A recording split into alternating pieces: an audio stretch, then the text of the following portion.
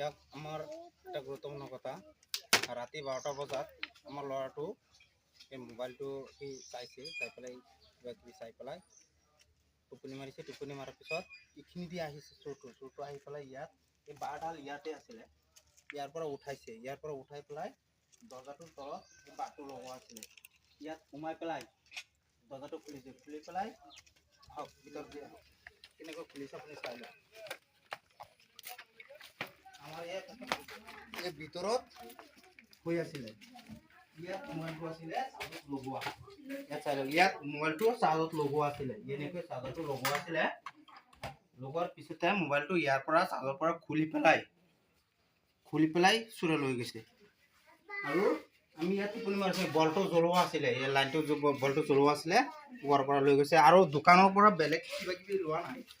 দোকানৰ পৰা ইয়াত চিগাৰেট কেইটা আছিলে, এই চিগাৰেট কেইটা মানে এই গল্ডফেল চিগাৰেট আছিলে, দামী চিগাৰেটটো সেইপিনি লৈ গৈছে। আৰু এই কেছত টকা আছিলে, ইয়াৰ পৰা টকা কেইটাও লৈ গৈছে, আৰু বেলেগ বস্তু লোৱা নাই। এতিয়া আমাৰ মোবাইলটো ফাইনেন্সৰ মোবাইলটো লৈছে, এতিয়া ফাইনেন্সটো আছেই মোবাইলৰ। এতিয়া মোবাইলটো ফাইনেন্সত নিদিলে সিহঁতে মানে বিপদত পৰিব। এতিয়া মানে এটা কিস্তি মই দিয়া নাই, এতিয়া কিস্তিত মই 4 তাৰিখে দিম। মানে 30,000 টকা দামৰ মোবাইলটো কিনিছোঁ, অপো।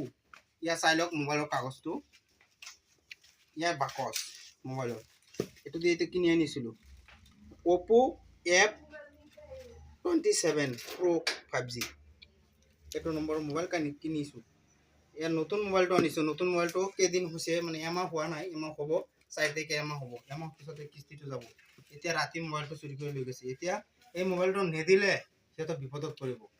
এইটো মানে কেনেকৈ ওলাব লাগিব, সেইটো মানে আমি এতিয়া থানাত গৈ আছোঁ। থানাত গ'লে কেছটো কৰিম, কেছ কৰাৰ পিছতে সিহঁতে কিস্তি মানুহক কিবা কিবি কৰিব, কৰি পেলাই মোবাইলটো এতিয়া ওলাই দিব।